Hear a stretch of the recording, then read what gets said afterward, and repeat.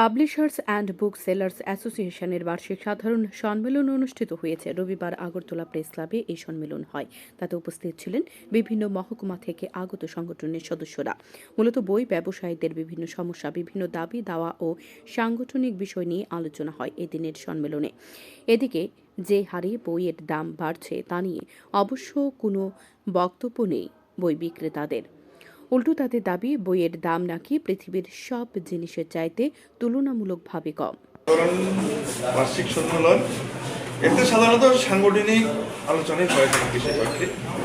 তারপরও আমাদের যে বুক সেলার্সরা মূলত তাদের যে কিছু সমস্যা আছে সেগুলো নিয়ে সরকারের কাছে কীভাবে দাবি দেওয়া পেশ করা যায় বা বাজারে কীভাবে বুক সেলারদের সম্মানটা আরও ফিরিয়ে আনা যায়।